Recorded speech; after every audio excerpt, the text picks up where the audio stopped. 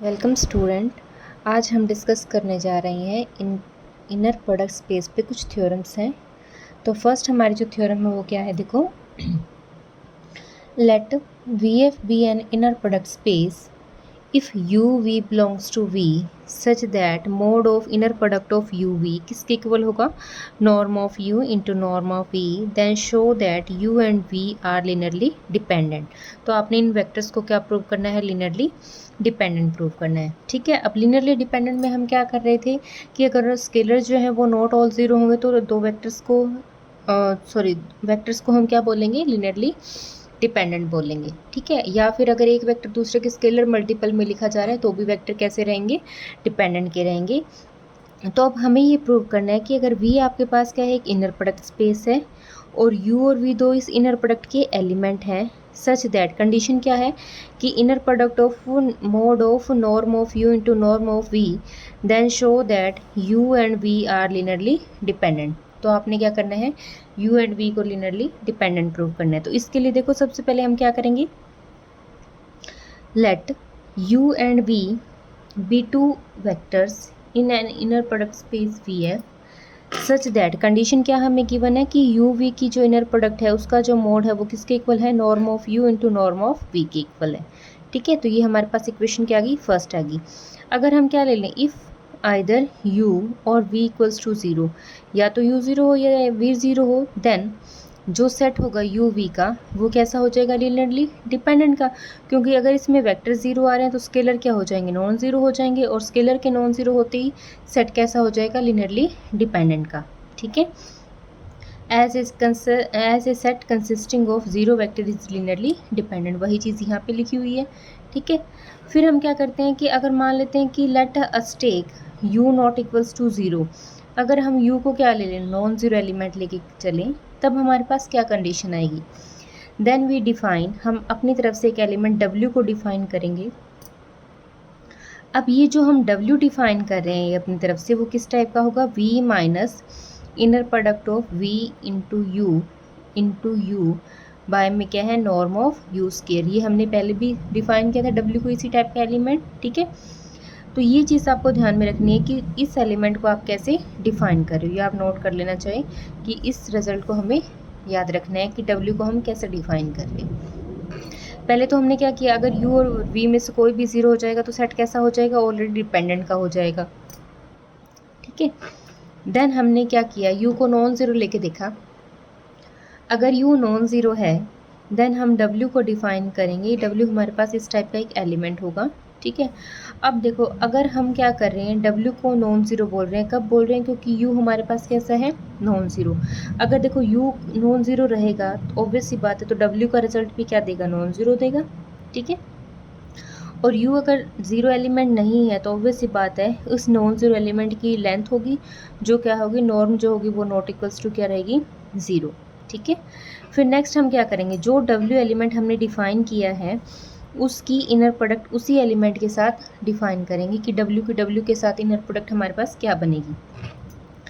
तो W के साथ इनर प्रोडक्ट देखो कैसे हम डिफाइन कर रहे हैं। अब W के साथ इनर प्रोडक्ट हमारे पास क्या बनेगी, देखो W का रिजल्ट हमने क्या लेट किया था, V minus inner product of V into u and into u by norm of U square. Same यहाँ पे हमने क्या किया, W के साथ इनर प्रोडक्ट किए तो W की वैल्यू यहाँ पे दो बार हमने पुट कर दी। अब ये दो एलिमेंट बन गए U एंड V के फॉर्म में। अब हम इन्हें क्या करेंगे, इनर प्रोडक्ट की फॉर्म में ओपन करेंगे। तो देखो सबसे पहले हम क्या करेंगे, इस V की इनर प्रोडक्ट करेंगे इस पूरे एलिमेंट के साथ। ठीक है, तो इस V की इस पूरे एलिमेंट के साथ इनर प्रोडक्ट यहाँ पे लिखी। ठीक है, फिर माइनस ऑफ दिस, माइनस हमने क्या किया, V U इंटू यू। ठीक है, अब ये देखो यहाँ पे एलिमेंट एक्चुअल में ये क्या कर रहा है, ये हमारे पास AU टाइप का एलिमेंट आ रहा है। ठीक है, AU इंटू V टाइप का हम करेंगे तो इसमें से ये जो है, ये एलिमेंट जो है वो स्केलर का, तो ये जो एलिमेंट है हमारे पास U के साथ में जो एलिमेंट पड़ा है वो हमारे पास क्या कर रहा है, एक्चुअल में स्केलर का काम कर रहा है। ठीक है, तो ये एलिमेंट बाहर आ जाएगा। ठीक है, और यहाँ से हमारे पास क्या आएगा, U इंटू V आ जाएगा। ठीक है, U इंटू V बन जाएगा हमारे पास, मतलब U इंटू ये सारा एलिमेंट। ठीक है, पहले हमने क्या किया, दोबारा से देखो, u की इनर प्रोडक्ट की इस एलिमेंट के साथ, वो यहाँ तक हमने लिख दी। फिर ये माइनस बाहर आया। अब ये ए वी टाइप का एलिमेंट है, ठीक है, तो ए वी की एलिमेंट की प्रोडक्ट भी इससे करेंगे। तो ए ये हमारे पास है, तो इसका ये एज इट इज़ बाहर आ जाएगा, यू की इनर प्रोडक्ट इस पूरे एलिमेंट के साथ हो जाएगी, ठीक है। फिर नेक्स्ट देखो हमारे पास क्या बना। अब इस प्रोडक्ट को ओपन करेंगे तो वी की वी के साथ इनर प्रोडक्ट माइनस वी की इस पूरे एलिमेंट के साथ, ठीक है। जब वी की इस पूरे एलिमेंट के साथ हम मल्टीप्लाई करेंगे तो एक्चुअल में ये कौन सी प्रॉपर्टी होल्ड कर रहा है, u इंटू ए वी। और जब स्केलर जो है सेकेंड एलिमेंट के साथ मल्टीप्लाई होगा तो उसका कंजुगेट बाहर आएगा, ठीक है। तो यहाँ पे ये स्केलर का काम कर रहे हैं, इसका मतलब इस एलिमेंट का कंजुगेट बाहर आया, इंटू में क्या आ जाएगा, v इंटू यू, ठीक है, माइनस। फिर नेक्स्ट में हम ये इसी प्रॉपर्टी को यहाँ पे भी ओपन करेंगे, ये एज इट इज़ लिखा। अब v की u की v के साथ इनर प्रोडक्ट करेंगे, ठीक है। तो यहाँ पे हमने क्या किया, इस u की इनर प्रोडक्ट की v से, फिर सेम u की इनर प्रोडक्ट हम इससे करेंगे, इसका मतलब ये भी सेम वही प्रॉपर्टी होल्ड कर रहे हैं, u माइनस u इंटू ए भी टाइप का एलिमेंट है, तो यहाँ पे ए ये काम कर रहा है, ए का कंजुगेट बाहर आएगा और u की इनर प्रोडक्ट इस u के साथ लिखी जाएगी, ठीक है। तो हमने दोनों जगह इस प्रॉपर्टी का यूज़ किया है। नेक्स्ट देखो, इसे ओपन करके देख दिया, ये हमारे पास नॉर्म ऑफ वी स्केयर बनेगा, माइनस में ये z इंटू जेड का कंजुगेट है तो उसका मोड बन जाएगा, ठीक है। फिर माइनस में इस एलिमेंट की इसके साथ प्रोडक्ट करेंगे तब हमारे पास सेम यही रिजल्ट बनेगा, अगेन ये वही प्रॉपर्टी बन जाएगी। फिर इस पूरे एलिमेंट की मल्टीप्लाई इससे सॉल्व करेंगे, सेम ये u एलिमेंट दे रखा है, ये उसका कंजुगेट दे रखा है तो उसका मोड बन जाएगा, ठीक है। और ये नॉर्म ऑफ यू स्क्वायर से एक norm of you square cancel out हो जाएगा, ठीक है। यहाँ तक करने के बाद देखो नेक्स्ट में हमने क्या किया, इसमें जो फैक्टर कैंसिल आउट हो रहा है वो हम कैंसिल कर देंगे, ठीक है। कैंसिल आउट करने के बाद हमारे पास एक फैक्टर, दो फैक्टर तो आपस में कैंसिल आउट हो जाएंगे अपोजिट साइन के कारण। इनटू में हम क्या कर देंगे, नॉर्म ऑफ यू जो है वो एलसीएम ले लेंगे, तो हमारे पास नॉर्म ऑफ वी ऑलरेडी पड़ा था, उसके साथ नॉर्म ऑफ यू आ जाएगा, माइनस बाकी तीन फैक्टर के नीचे नॉर्म ऑफ यू था ही, तो हमारे पास सिर्फ ये फैक्टर रह जाएगा, ठीक है। और ये हमारे पास जो इक्वेशन फर्स्ट दे रखी थी उसमें हमने क्या किया था कि mod of norm of u v जो था वो किसके इक्वल था, norm of u into norm of v के इक्वल था, तो इसका मतलब यहाँ पे इनका स्क्वायर बन जाएगा, ठीक है। अब ये भी फैक्टर सेम है, ये भी फैक्टर सेम है, इसका मतलब 0 आ गया। तो हमने जो डिफाइन किया था W के साथ जो इनर प्रोडक्ट हम लेके चले थे वो किसके इक्वल आ गई, 0 के इक्वल आ गई। और इन एलिमेंट्स ये अगर इनर प्रोडक्ट 0 है, ये क्या इम्प्लाई करता है कि एलिमेंट खुद क्या है, 0 होगा, ठीक है। तो W को हमने क्या लेट किया था, V minus inner product of V into u by norm of u के इक्वल टू क्या आ जाएगा, 0 आ जाएगा। इस एलिमेंट को शिफ्ट कर देंगे, ठीक है। तो V को हमने क्या किया, इस फॉर्म में लिख लिया। इसको हम क्या कर देंगे, A अगर हम पुट करें तो V इक्वल्स टू क्या आ जाएगा, AU टाइप का एलिमेंट आ जाएगा, ठीक है। अब A हमारे पास क्या है, inner product of V into u by norm of u square, और ये एक फील्ड का एलिमेंट बनेगा, ठीक है। इसका मतलब एक वेक्टर को दूसरे की स्केलर मल्टीपल में लिख दिया, तो ये सेट कैसा प्रूव हो गया आपके पास, डिपेंडेंट का, ठीक है। तो हम क्या लेके चले थे कि अगर हमारे पास क्या दे रखा है, हम mod of inner product of u v equals to क्या लेके चले थे, norm of u into norm of v लेके चले थे, तो आपने इन दो वेक्टर्स को क्या प्रूव कर दिया, लीनियरली डिपेंडेंट का, ठीक है। बिल्कुल ही सिंपल सा रिजल्ट था। बस इसमें एक पॉइंट ध्यान में रख लेना, जो आपने W लेट करना है वो ये कंडीशन लेट करनी है कि W हमारे पास कैसे हम डिफाइन करेंगे।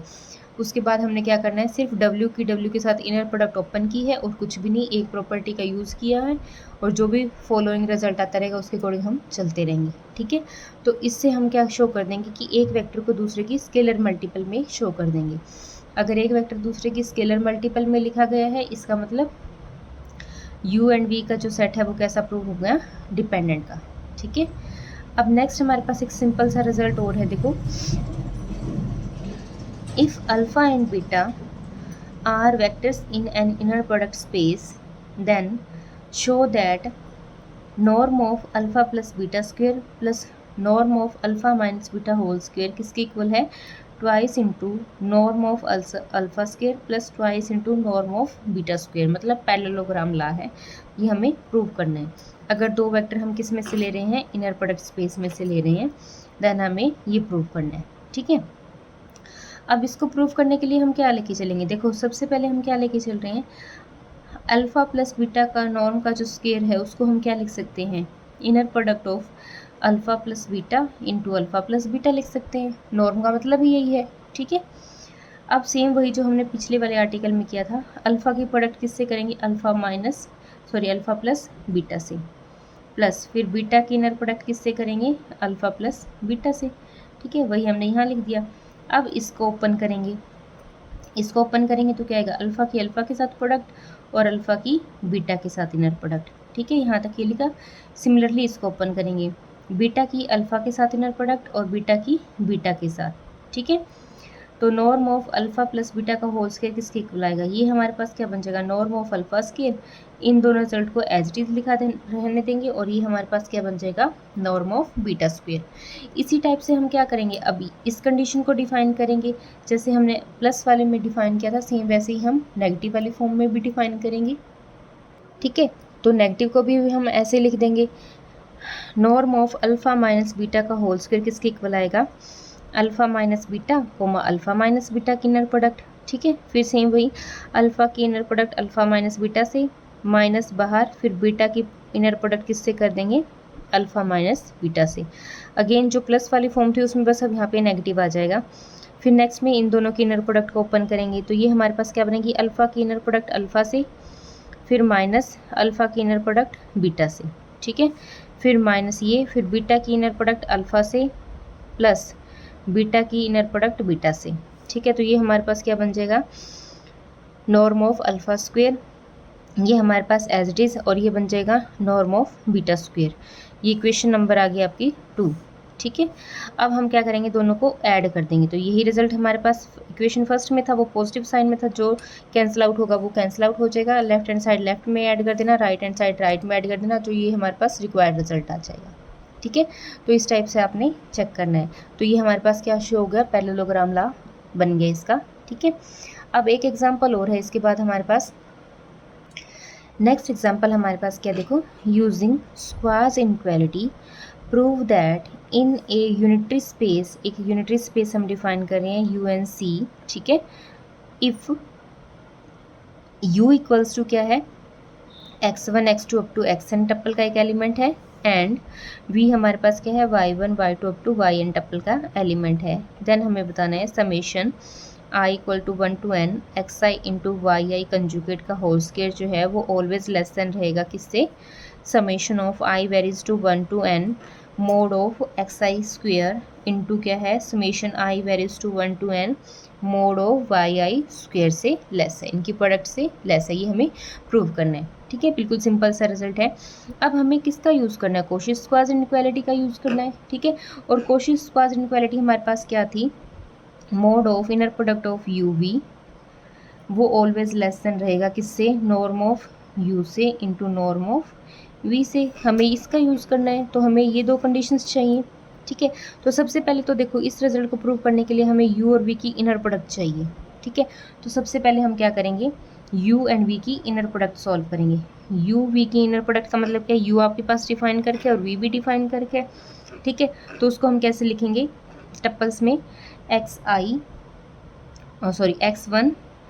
y1 conjugate plus x2 y2 conjugate, यही हम डिफाइन कर रहे थे, up to xn yn conjugate, ठीक है। और इसे हम समेशन की फॉर्म में लिखेंगे तो क्या आएगा, i equals to 1 to n xi और yi का कंजुगेट, ये हमारे पास uv की इनर प्रोडक्ट बनी, ठीक है। फिर हमने क्या किया, हमें इसका स्क्वायर चाहिए तो हम क्या करेंगे, मोड अप्लाई करेंगे इनर प्रोडक्ट ऑफ uv और इसका स्क्वायर कर देंगे, इसका मतलब इसका स्क्वायर बन जाएगा, मोड अप्लाई करके i equals to 1 to n और xi yi कंजुगेट इसका स्क्वायर कर देंगे, ठीक है। ये इक्वेशन फर्स्ट आ गया आपकी, ठीक है।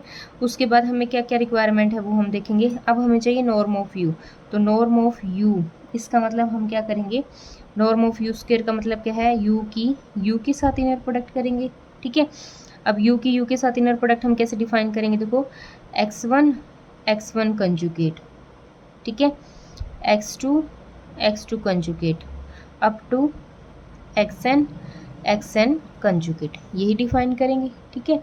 और इसको हम कैसे लिख सकते हैं, ये हमारे पास z इंटू जेड का कंजुगेट मतलब कि ये बनेगा z1 मोड का स्क्वेयर, ठीक है, सॉरी x1 मोड का स्क्वेयर, ये बन जाएगा x2 मोड का स्क्वेयर, अप टू ये बन जाएगा आपके पास xn मोड स्क्वेयर, ठीक है। और इसे हम कैसे लिख सकते हैं समेशन की फॉर्म में, i इक्वल टू आपका 1 से n तक वैरी हो रहा है और ये xi मोड का स्क्वेयर बन जाएगा, ठीक है। तो ये इक्वेशन नंबर आपकी क्या आ जाएगी, 2 आ जाएगी। अब जैसे हमने नॉर्म ऑफ u निकाला है वैसे ही हम नॉर्म ऑफ v निकालेंगे, ठीक है। Similarly norm of v square हमारे पास क्या आ जाएगा, तो नॉर्म ऑफ वी स्क्वेयर का मतलब क्या है कि हम लिखेंगे v की v के साथ इनर प्रोडक्ट, ठीक है। इसका मतलब यहाँ पे हमारे पास क्या आएगा, y इंटू वाई वन का conjugate plus y2 into y2 का conjugate up to y n का कंजुगेट, ठीक है। और इसे सेम हम क्या लिख सकते हैं, ये हमारे पास बनेगा y1 मोड का स्क्वेयर प्लस y2 मोड का square up to yn mod का स्क्वेयर, ठीक है। और इसे हम क्या लिख सकते हैं समेशन i इक्वल टू 1 से n तक वैल्यू हो रहा है, ये हमारे पास yi का मोड का स्क्वेयर बन जाएगा। ये इक्वेशन आपके पास आ गई 3, ठीक है। अब नाउ कोशिश क्वाज इनइक्वालिटी क्या है, नाउ बाय क्वाज इनइक्वालिटी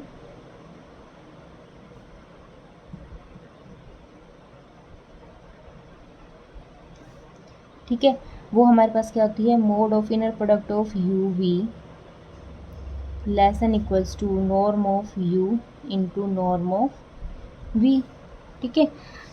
तो यहाँ से हम क्या कर सकते हैं, इसका स्क्वायर भी कर सकते हैं, norm of u into v always less than आएगा नॉर्म ऑफ यू का square into norm of v square, ठीक है। और यहाँ से हम क्या करेंगे, इनकी वैल्यूज पुट कर देंगे, इक्वेशन 1 2 3 का जो यूज़ किया तो ये हमारे पास क्या था, summation i equals to 1 to n था, xi yi कंजुगेट, ठीक है। इसका हम क्या कर देंगे, स्क्वायर कर देंगे,